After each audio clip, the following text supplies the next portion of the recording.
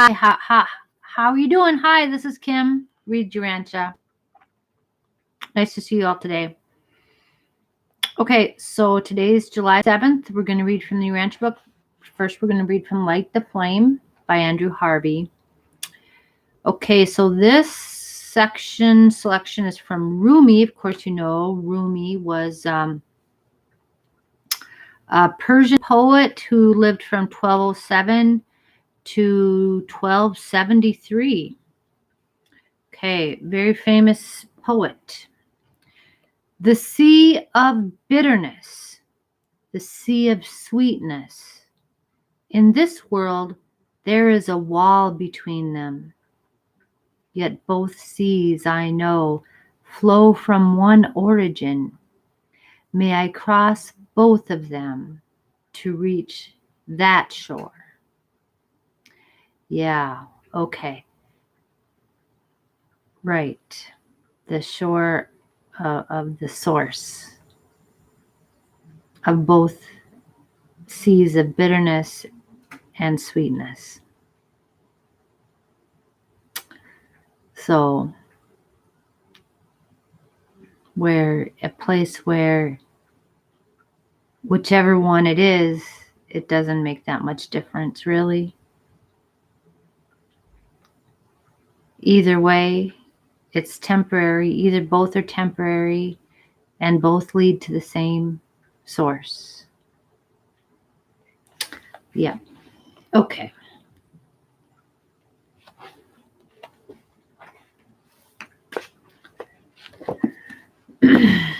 Okay, so we are on the Urantia book, paper 11, on the Eternal Isle of Paradise, section 2, the nature of the Eternal Isle. Okay, since you are beginning to glimpse the enormousness of the material universe discernible even from your astronomical location, your space position in the starry systems, it should become evident to you that such a tremendous material universe must have an adequate and worthy capital, a headquarters commensurate with the dignity and infinitude of the universal ruler of all this vast and far-flung creation of material realms and living beings. In form, paradise differs from the inhabited space bodies. It is not spherical. So what is it? Is it a cube? I think they mean it's flat, like a pancake.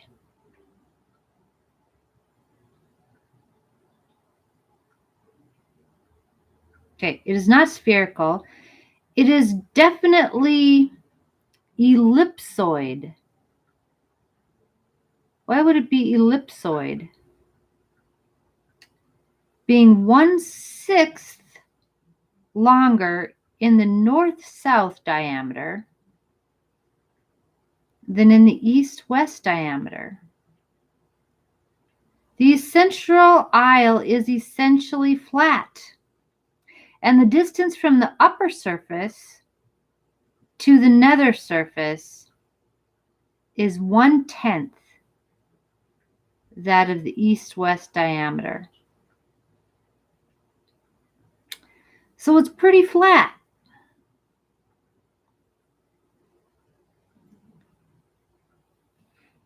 Okay, so, and it's not spherical, it's an ellipse.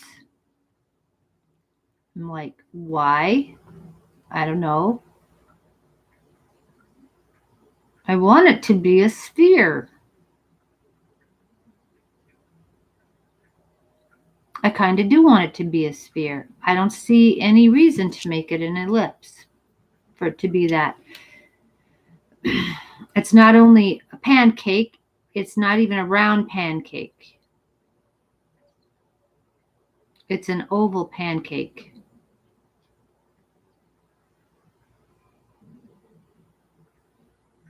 And what's so weird to me too is that it's not physical. I don't know how it could be physical. Maybe it is physical. I don't know. It has a location, but it doesn't take up space. Isn't that what it said over here? Said that over here. Yep. Okay, folks. Darn it.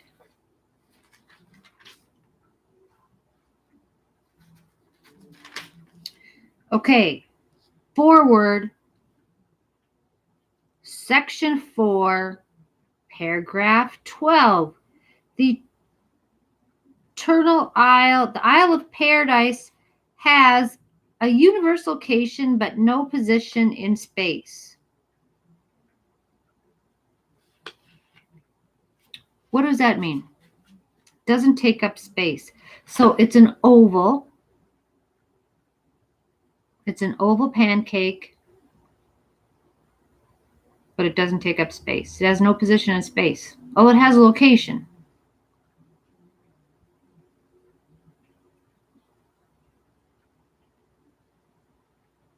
And there's north-south to it and east-west to it. North-south is longer, so it's an oval going north-south instead of east-west.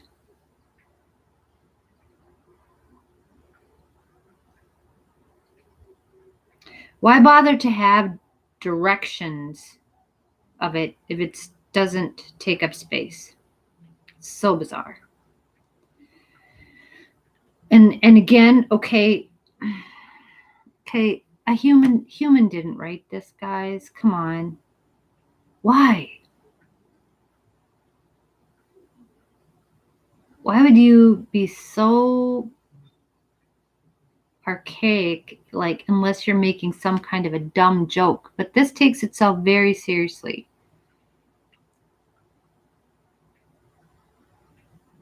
Okay, I'm not gonna be mad at that. I'm not.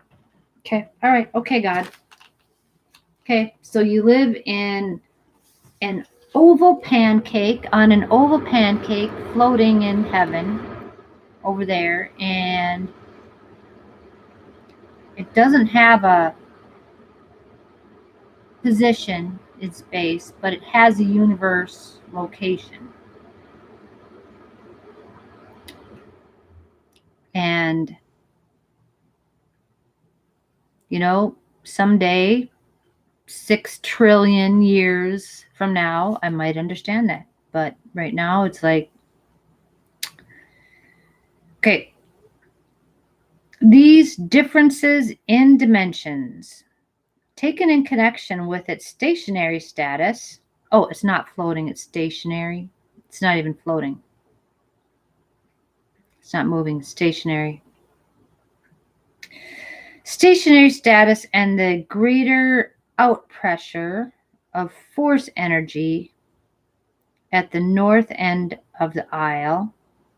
Okay, there you go. Not even the north-south end. The north end. Okay. Make it possible to establish absolute direction in the master universe. Okay, so this is the establishment of direction. So this defines direction. Okay, and this, okay, now I'm on this here. Okay, because I've often thought, because this is the center of gravity and the center of all, like, spiritual gravity and mind gravity and all the kinds of gravity, whatever they talk about, right? So it's pulling everything into it, probably into the south end, and it's got to come out somewhere. So it comes out the north end. Like creation potential, everything is coming in and being recycled through into the south and through the north. That's why it's oval, ellipsoid, like a tube. Of course, that doesn't explain why it's flat. Okay, I'm not a big fan of flat, but okay. There's something, somebody told me once that, okay, that now,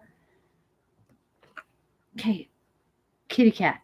She's bothering my computer again. She is. Okay, somebody told me that, okay, right now we experience space is 3 dimensions and time is 2 dimensions. Or space is 1 dimension. 1 dimension, like a line, is 1 dimensional. Yeah. Space is 1 dimension. When we get to paradise, we'll experience time as 3 dimensions and space as 1 dimension.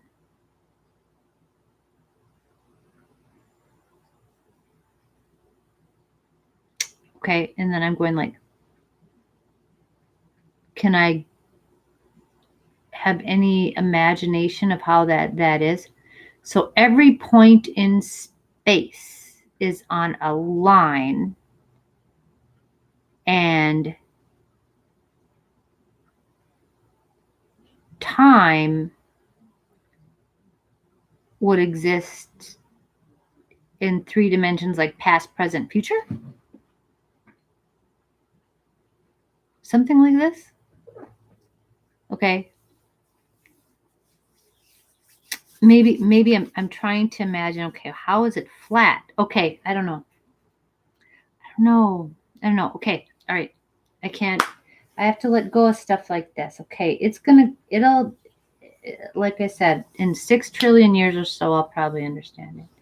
So you just got to be patient, you know. Goes fast, goes like that, you know. Next thing you know, you turn around and you're 1 trillion years older. That's just the way of the universe. All right. Okay, so I'm thinking, because here it says the force energy at the north end of the aisle. So it's being pushed out. Creation is being pushed out the north end and sucked in through the south end and recycled through paradise like that. Okay, here we go. The central aisle is geographically divided into 3 domains of activity. 1, upper paradise. 2, peripheral paradise. And 3, nether paradise. Okay. We speak of that surface of paradise which is occupied with personality activities as the upper side. We speak of that surface of paradise which is occupied with personality activities as the upper side, and the opposite surface as the nether side. The periphery of paradise provides for activities that are not strictly personal or non-personal. So what is that in between? The periphery. But you think of periphery should be on the outside. So maybe this pancake is not consistently thick through the whole thing.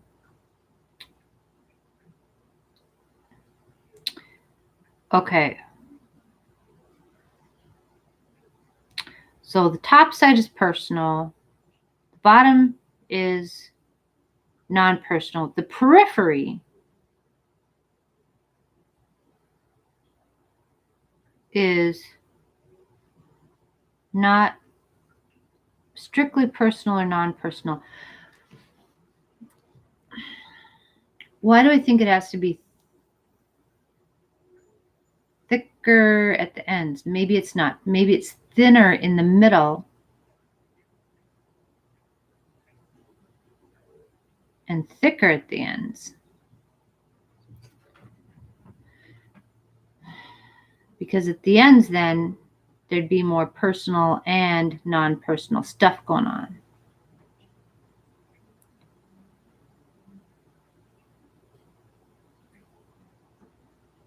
Okay. The Trinity seems to dominate the personal or upper plane, the unqualified absolute, the nether or impersonal plane.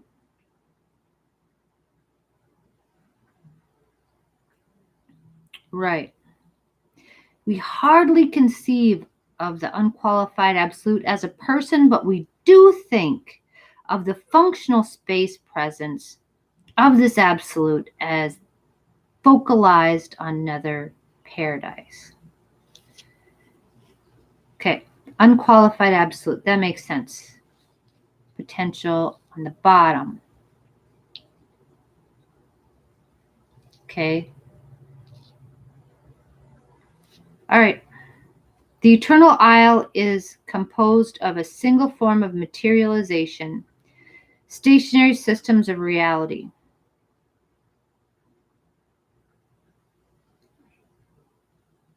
This literal substance of paradise is a homogeneous organization of space potency, not to be found elsewhere in all the wide universe of universes. And the Melchizedeks of Nebadon long since named it absolutum. Absolutum. The substance of paradise is a homogeneous organization of space potency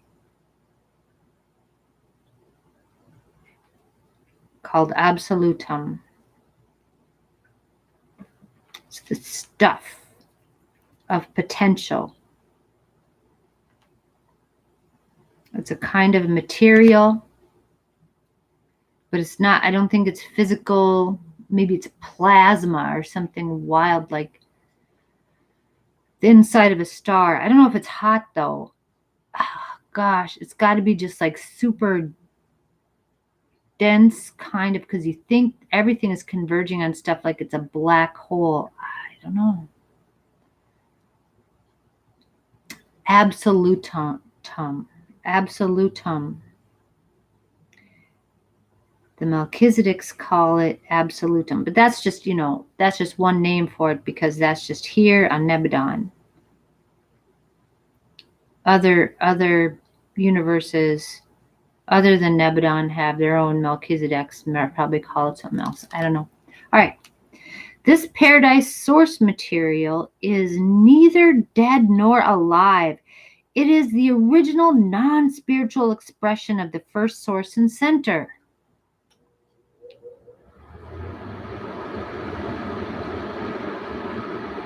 It's neither dead nor alive. Why? I'm thinking of sound. I don't know why. Or sound mixed with light somehow. Or like undifferentiated,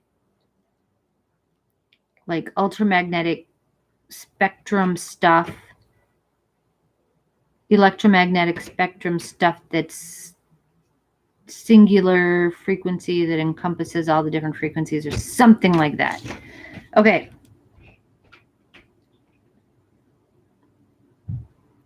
It is the original non-spiritual expression of the first source and center. It is paradise. And paradise is without duplicate. Yeah.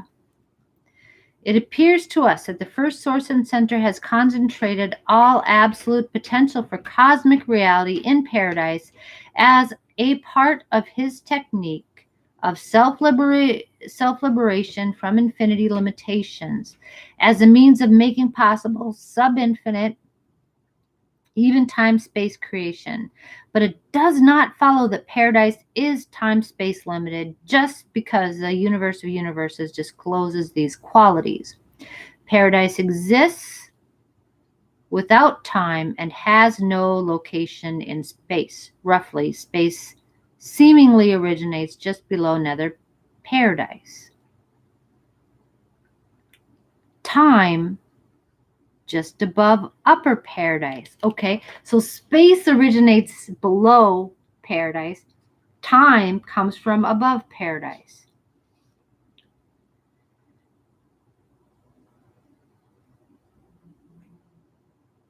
Okay.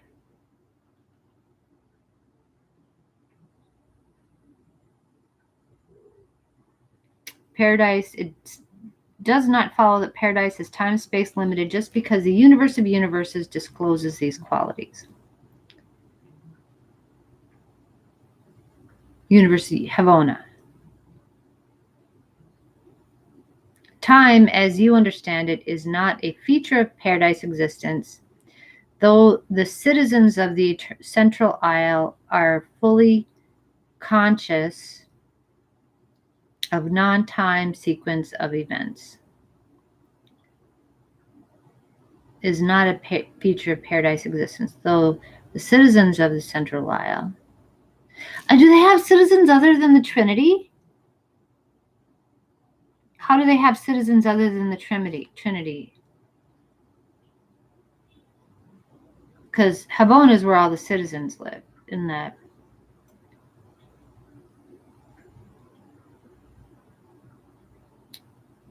I don't like to think about God as mere citizen. They're fully conscious of non-time sequence of events. Motion is not inherent on paradise. It is volitional.